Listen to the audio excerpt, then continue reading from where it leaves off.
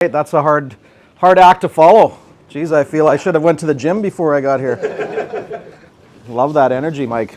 Anyway, guys, I always like to come and spend a little time with you. So thank you for having me again. I'm looking forward to the party tonight. Who else is looking forward to that? Okay, right on.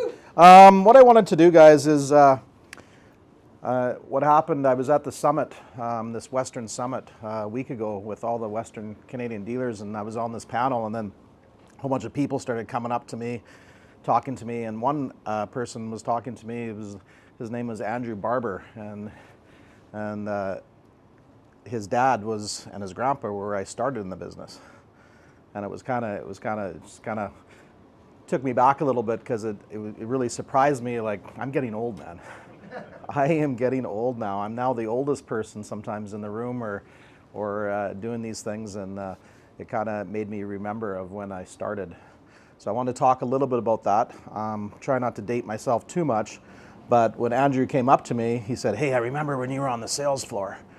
And so then I started talking to him, and I was like, so then we got to the point where how old he was. I said, in my head, I was thinking that maybe he was in his 20s now, and he goes, "I'm 45." I'm like, oh, okay, well, I'm only 54. I thought you were like, but it kind of made me laugh. And what I wanted to talk about today is kind of remembering your first sale and remembering that first day you started. Does everybody remember the first day they started? Yeah. Maybe this job or even another job. What were some things that stood out, Bruce? My first day was actually in a training session. So I wasn't on the floor at all. It was a big boardroom with 30 salespeople in it. Yeah. There was 2 dealerships all in the same place. And one thing I remember was going around the room and everybody who'd been there for a while giving one piece of advice to everybody. Right. Yeah, it was an exciting time. Yeah. Brandon, do you remember your first day? Yeah. First week? What was special about it?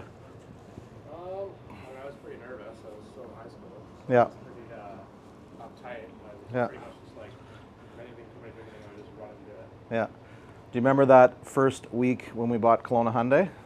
That was quite a week too, right? That was like a year after, yeah. Yeah, but some new ones. Dan, I remember when you first started.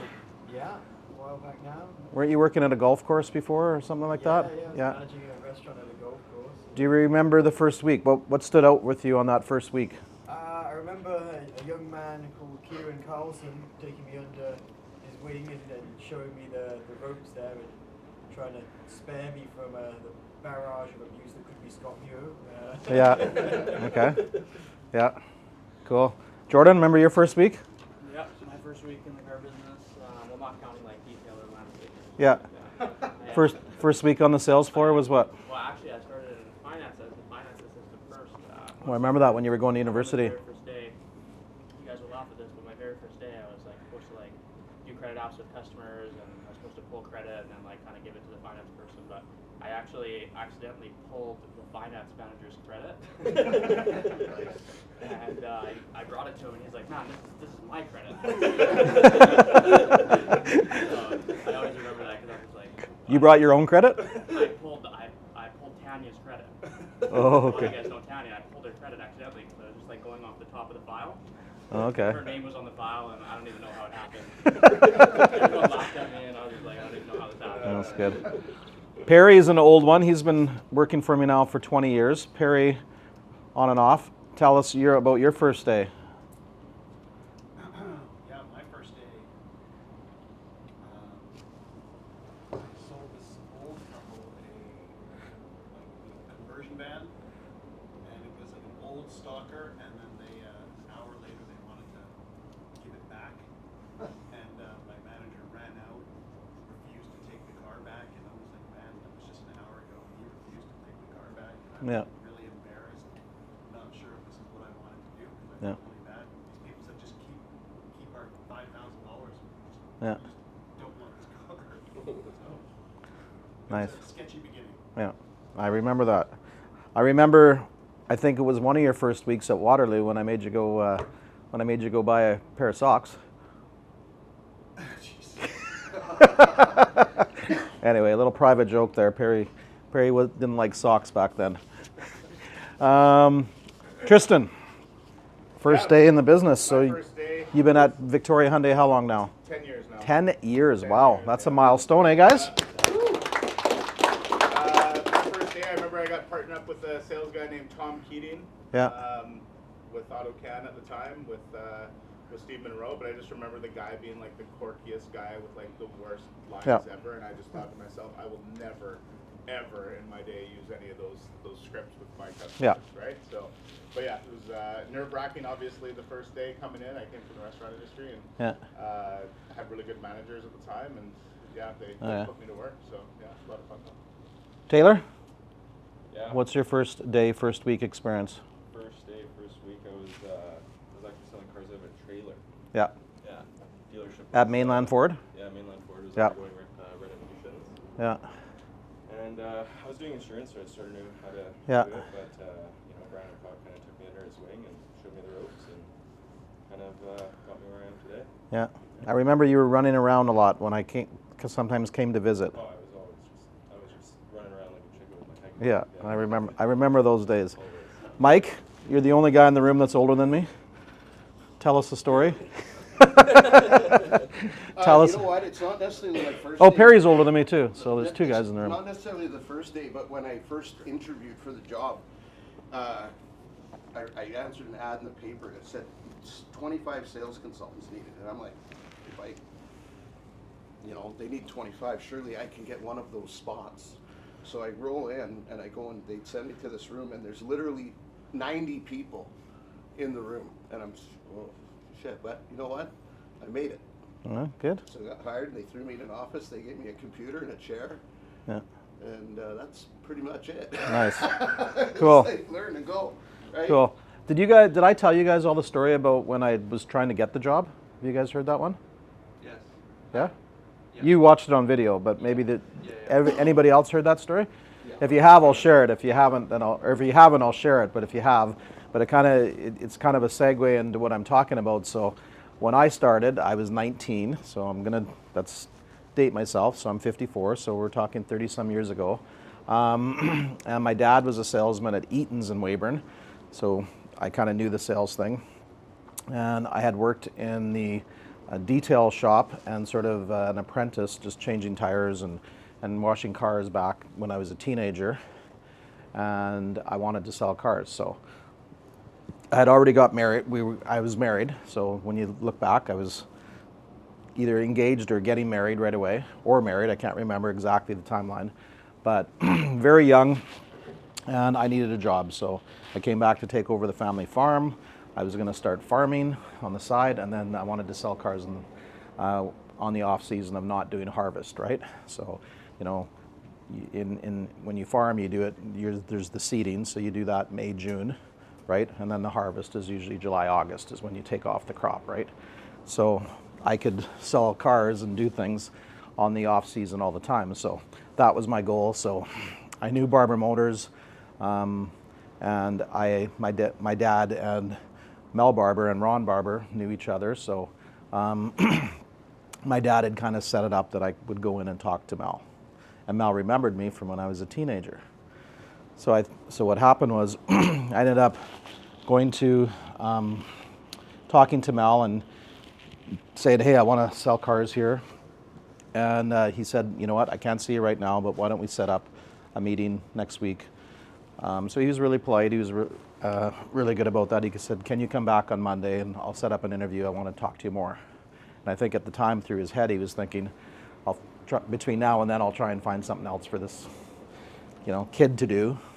He liked me. He knew I was a good kid. But he had no plan on hiring me. That was not even remotely even close to what he wanted to do, I'm sure.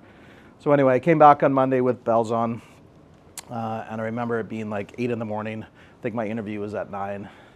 And I walked up and there was 4 or 5 salesmen. So all of those, when you started, you remember all the other salesmen and all of that sort of game that everyone plays sometimes with the new guy. So anyway, I showed up at the dealership and they're all coming up to me and saying, hey, can I help you? What are you up to? I said, oh, I'm here to see Mel about a job. And of course, all of them were like, okay, normal salesman, what are you thinking of, what kind of job? Are you in the detail shop, or are you, you know, are you going to be changing tires? What are you going to be doing? I said, no, I'm here to get a job to sell cars. And they every one of them almost kind of like chuckled and said, oh, really? Well, I mean, there's 5 of us already, like, you know what I mean? And I remember, you know, Dennis chirping, and some of these old guys just kind of shrugged it off and kind of went back to their office smiling and laughing, right? Anyway, the sales manager, his name was Dennis, came up to me and said, we're not going to be hiring you as a salesperson. I said, no, Mel said he would talk to me or whatever. And he goes, I'm the sales manager. There's 0 chance we're hiring you. So, I mean, I don't even know if Mel's coming in. But I guess you can stay and wait for him. Sometimes he gets in. You know, I said, no, we have an appointment for 9 o'clock. So I'll wait. So there I went in the waiting area and stood. Mel never came in that day. This is a true story. Mel never came in that day. He had something going on. So about noon, I ended up leaving, and I went to the receptionist and said, can you let Mel Barber know that I will be back tomorrow at 8 o'clock? We had an appointment today at, 9. Anyway, I came back the next day. I think it was a Thursday. I came back the next day. Mel didn't tell anybody he was out of town, but he was out of town. So the next day I showed up at 9 o'clock again. And Dennis came up to me again and said, hey, why are you here? I already told you we're not hiring you as a salesperson. And we don't need a salesperson. Like, we have 5 offices, there's 5 salesmen. They've all been here for 2 or 3 years. I know your dad knows Mel, whatever, but like it's not going to happen. And I think Mel's out of town now that I've been trying to get a hold of him, and I found out that he's in Regina doing some business. I said, okay, well, I'll just wait until noon in case he shows up. Again, second day, waited till noon. I really wanted this job. Anyway, now it's a Saturday. So let Mel know. I'll be in tomorrow with the receptionist again. Anyway, I show up the next day at 9 o'clock again. Okay? They're having their Saturday huddle, whatever. There I am when they come out. Dennis comes up to me and says, hey, listen, Mel doesn't come in on Saturdays. I said, well, do you mind calling him? Because, I've been here 3 days in a row, and he promised me he'd sit down and talk to me. Anyway, Mel he called Mel, and Mel ended up coming in around 10:30, 11, right? And he got in front of me and said, John, I think you have the wrong idea. When I told you I'd sit down and talk to you, it was to see if there was any other positions available for you. I said, well, no. I think I'd be really good at selling cars. And he goes, why do you think that you'd be really good at selling cars? And I remember this saying to him. I said, because I'm really hungry. That's why. I will work my butt off for you. And he kind of looked, and he goes, do you think you can sell cars more than those other 5 guys that you met? I said, well, I'll have one thing that they don't have. I'll be hungrier, right? And I will work harder. And he said, listen, I'm going on a vacation. I'm going to give you a shot here. But if you can't sell 10 cars, he gave me a high number. He didn't want me there. If you can't sell 10 cars your first month, it's not going to work out. I just can't add another person if you're only going to sell 1 or 2 cars. So no problem. That's easy. I can do that. And they said, I don't want you to feel bad. Anyway, we went talked a little bit more, and so he gave me the job, right? Anyway, about a weekend I hadn't sold any cars. And let me reframe this story. He was going to be going on vacation. He wasn't leaving till the next day. So within a week, he came to me and said, hey, listen, I'm going for vacation. You haven't sold any cars. I don't want you to feel bad. We gave this a try. And I said to him, and I was a little bit cocky back then, and I said to him, well, I'm still going to sell 10 cars. So he goes, you think you're going to sell 10 cars? I said, I think I will sell 10 cars. And I said, how about we make a bet on it? And he said, what do you mean? I said, if I sell 10, you double my commissions. And if I don't sell 10, then you don't have to hire me. Anyway, the end of the story goes, he got back. I hadn't sold any cars for another 4 or 5 days to a week. And then in the last week, I ended up selling 6 or 7. So I ended up selling 7 cars. So he got back. I was, had my head down. I knew didn't have a job. A deal's a deal, right? And then he called me in and said, hey, listen, I gave you a shot. I wanted to see what you can do. And you told me one thing at the start of the interview, that you were going to be the hungriest person on my sales floor. And I have to admit you are. So I'm going to keep you along, even though you didn't sell 10, you only sold 7. But don't lose that hunger. Don't lose that drive. And that is one thing. So like when I was remembering with Andrew and at the summit and Barber Motors, and I've been going back to Weyburn all the time when I drive by that old dealership, it brought me back to just that first week being really hungry. And so the theme of this song, or theme of this meeting, is kind of, are you still hungry? And if you think back to when it was your first week or your first time that you started something, how energized you were and how much you really wanted it and how much you needed it. Because what happens sometimes, guys, and it's happened to me, I use this word sometimes with some of the managers, it's called familiarity. What can happen when we have really good retention? Someone who's been somewhere a long time. It's a good thing, because we want loyalty and we want people to be with us a long time. But it's human nature. Familiarity can set in. What familiarity means is that you've lowered your standard because you've been at a place too long. And it's not bad. I do it. I look back to some of the things I used to do when I only had 1 or 2 stores, or 3 or 4. And I used to grind harder on certain things. Now it's like, we lose a deal or we didn't do something that we knew we should have to buy another store or do something that would have made us more money. And then I challenge myself. That's familiarity. It's like we're not as hungry as we were that first week, right? We stopped doing the little things, executing those best practices we have. Even managers in the room and executives. Are you doing the things of when you first started? Maybe you were, a GM, or maybe when you first became a sales manager. See, when I was a salesman, the next job I wanted to be a sales manager. And then when I was a sales manager, I wanted to be a GSM, and then when I was GSM, I wanted to be the GM, and then as GM, I wanted to be a partner. And then I wanted my own store, and then, once I had 1 store, had to talk the wife into, no, it's okay, 2 or 3 or whatever, and you keep leveling up. But I want to challenge everybody on familiarity. I want you to remember when you first started how hungry you were to do the things you needed to do. Because I think some of us have lowered our standard a little bit on how we execute things. Could be as simple as things as efficiency or tidiness or raising that bar. But if you started a new job in your current position, what would you do different? How hungry would you be? How harder would you try? What are the things you would do different than now that you've been somewhere for a couple of years? Because I like having a team that's all been with me for 3 or 4 years. That makes me feel good. But I know mindset is, just like with managers, I've got managers that have been with me 20 years, 10 years, 8 years, 5 years, 7 years. That's good. I like that. I want them to stay for their whole career. But I have to keep challenging them, because what happens is familiarity and complacency it's not a bad thing. It happens to me. It generally does. And then I need something like what happened at the summit to re-trigger me. And I'm challenging all you guys is get hungrier. Think about the things that you did when you first needed to. Think about, it's kind of funny, I'll remember that it could be like, familiarity can be like is the start of a month. We all kind of go, and then that last 2 or 3 days we got to hit bonus.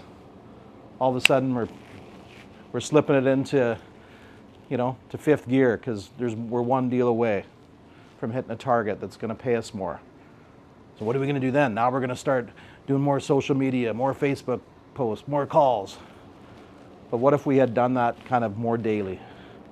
See, what familiarity actually says when you do the definition is it's about habits over and over and over. So familiarity can be really good if your habits are good. But if some of your habits have dropped, so probably have the results. You need to really self-analyze and say, okay, I used to do this. The results were more. What out of all the things that I'm really good at am I not doing at the same standard that I used to? And that's how you self-challenge. And that's how that familiarity you can like re-emphasize something.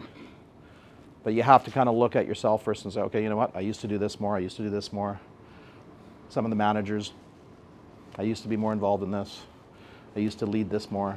I used to be the driver in this. Now I'm letting someone else do it. Those are the things I think about. I'll think about, like, you know what? I'm not doing enough sales meetings anymore. I used to do, 1 or 2 a month. Now I'm doing one every 2 months. Well, that's familiarity. And then I go to the summit and everyone tells me, geez, I loved some of your sessions, John. I'm like, you know what? I got to do that more. I'm now the old guy in the room that needs to mentor people a little bit and help young guys like Mel Barber, and some of the guys help me get along. So that was a big one about, are you hungry? Complacency, and I'll give you an example. Here's a story. Sam reminded me about this yesterday about familiarity, because he said, I remember when we were at Southtown Chrysler back in the day, because I was the GM there, and he said we had 26 salesmen at the time. So we had a used car department that had 10 or 12, and then we had a new car department that had 10 or 12, and we ran with 24 to 26 at all times. It was a big dealership. We're selling 250, 270. Our best month probably over 300, but we ranged from 225 to 250 every single month. But he said, and it made me think, and it even made me think when I was a salesperson, we used to order pizza for the sales staff. So we'd order these pizzas. Maybe some of you guys might do it sometimes. So the boss orders pizza, and then all the salesmen at the same time come up. That would be like familiarity. That would be a habit. Okay, let's all go up, and then all of a sudden on the floor, there's no one there. So Sam remembered, hey, what I used to do is I used to let everyone go upstairs, and then I always used to, grab a customer. He goes, I'd always get 1 or 2 deals on Saturdays, just my mental note. And then I thought myself, geez, I used to do that too. In a small town, all the people would go for coffee at 10:30, and I would stay back, and sure enough, you get 1 or 2 leads. So, sometimes familiarity can be doing something that no one else is doing to help you get better results. Because it's easy to do the same as everybody. But what's one thing that you can do that can try and get you better results than someone else? Because you all have special skills. So if you have a special skill and you're really good at something, then start doing it more often to get you better results. Right? Who here's had a little bit of a setback in their career sometimes? Maybe they've lost a deal. Maybe they've been fired. Maybe they had some financial setback. Anybody here? Bruce? Yeah, absolutely. Okay. All of those. Okay. And I guess I want to share with you guys, I've had lots of setbacks in my career, right? I've been fired a couple times. It was, one was because of my ego, and the other one was it was economics. Brandon was bugging me about my pay plan, but I think the ownership thought that they could do the same results with less money, which happens sometimes in business. But so I was fired, but both times it was very easy to get caught in the moment of the pity party.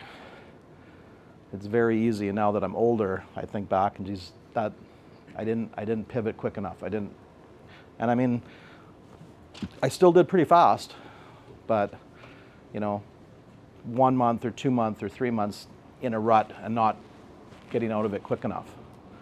But I wanted to share with you guys, when you have a setback, whether it's a deal or your job, or you have a bad day, or you have some heat, or you do something really stupid, okay, and you're getting beat up over it,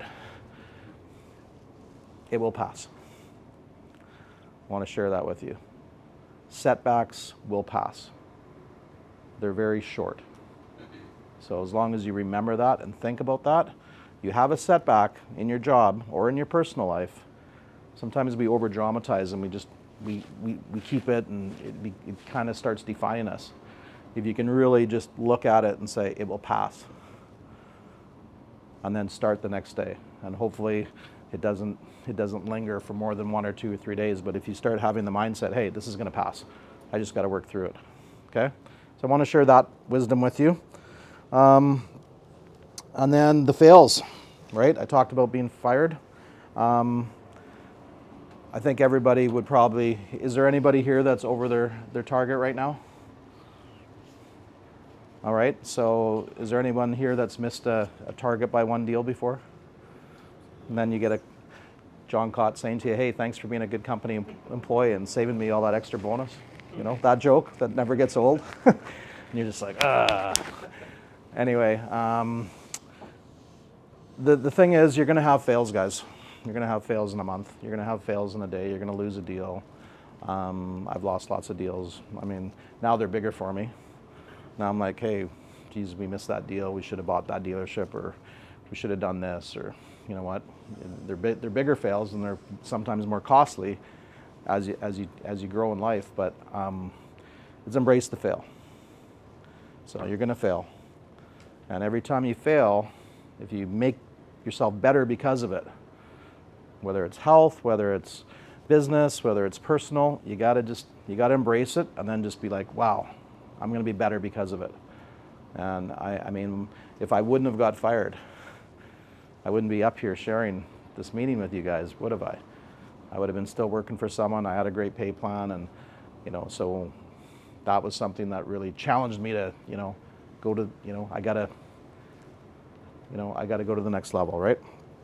So I want to talk a little bit about, and I'll end this just because I want to segue on, you know, familiarity and being hungry is your leads, right? So right now, you have the game plan books, and you probably all have 5 or 6 or 10 hot leads. But, you know, and again, I'm going to date myself. We didn't have, you want to look the eyes of John Cott selling cars back in Weyburn in 1989. It's a long time ago.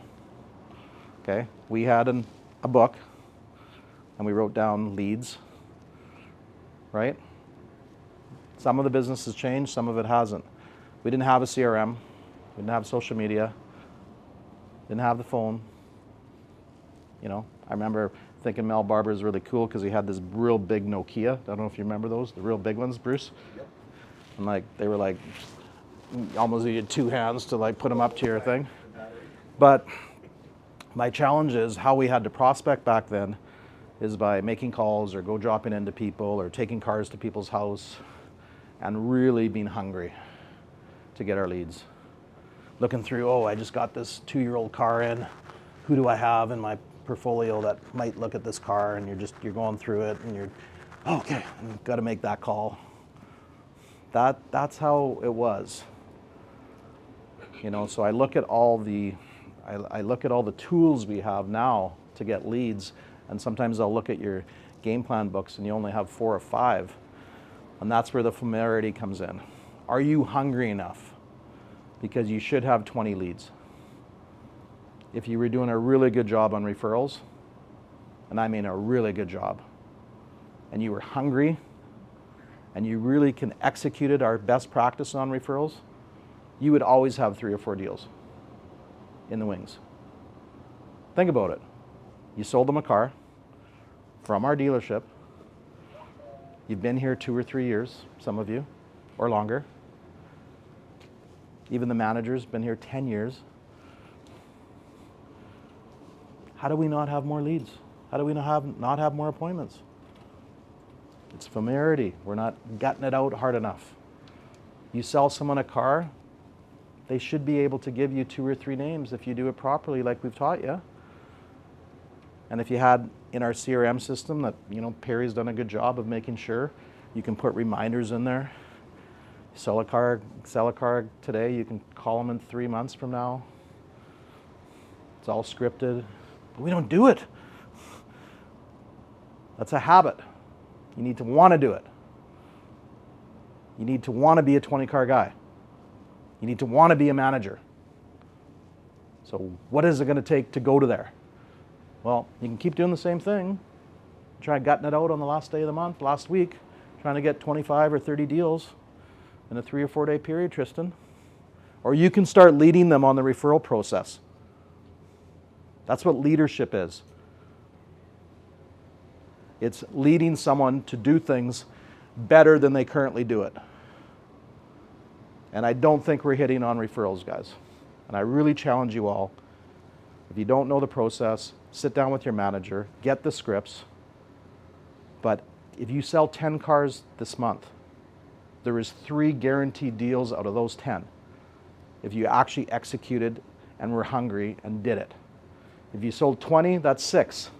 And then think about it per month. Think about your database right now. You're at 3 or 4 deals this month. I know you've been away. You've got 50 deals sitting there that you haven't milked, Dan. So don't get down on the deals. Look, they're right in front of you. Most of your customers have second cars. Did you know that? Most of them have a husband or a wife that drives another car. Wow. I'm not Einstein here. If they like you, then you have a resource. We don't milk into the second cars. It's a referral business, guys. It always has been. So we can sit here, wait, for our internet leads and all these other things to come in, or you guys can start manufacturing deals yourself from your own customers and your own friends and family. Well, that's what I mean, are you hungry? And that was the segue of the stories today. It's like, look at what you're doing if we're going into the slower months. We're going into November, December, January, and February. If you think that we're going to spend 3 times more at marketing to bring in the same amount of customers, you're mistaken. We're not lowering the sales floor. It's going to be the same amount of guys in the room next month. But we know our traffic counts are down. So what are we going to do different? Well, we got to get hungrier. We got to start executing some of these best practices higher level. The same with social media. I see some of you have great content when you do it. I'll repeat that. Some of you have great content when you do it. How do you think the content is when you don't do it? So why aren't you doing it 2 or 3 times a day? Why aren't you pushing Facebook Marketplace more often than you are? Why aren't you doing more image posts about yourself so that people start? I love your videos down in Bowtie. I haven't seen them for a while. Haven't seen enough of them. Some of you guys, I've seen some of your stuff. I was just at the summit. They were talking about it. It's all about consistency. It's all about habits. So, what is familiarity? Familiarity is when you do certain things, and as you get good at something, it happens to athletes all the time. Look at his favorite team, Calgary Flames and Jonathan Huberdeau. What kind of years is he having? Better than last. Okay. Who was he 2 years ago? He was the #1 left winger in the NHL. Okay, so lots of variables happen. He's on a new team, new line mate. He was playing with someone pretty good. But familiarity can really hurt you sometimes.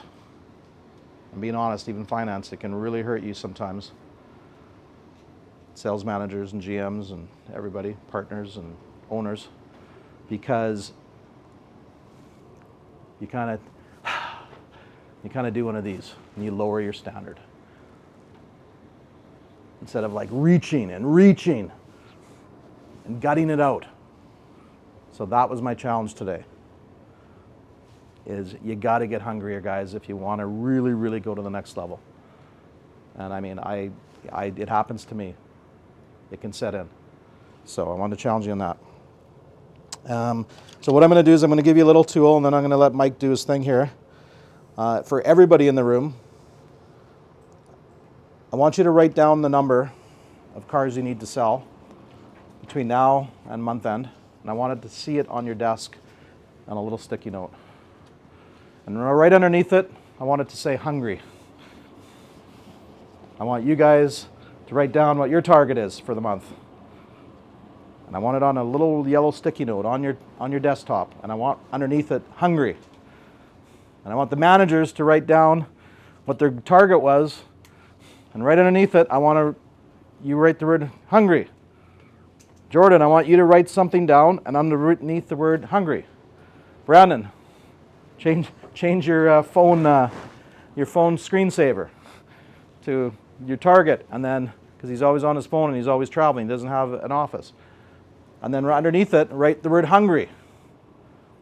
And what I'm trying to let you know is if you look at that number and you look at that target every single day, 10 times a day, and underneath it says hungry, up here it's going to go, wow.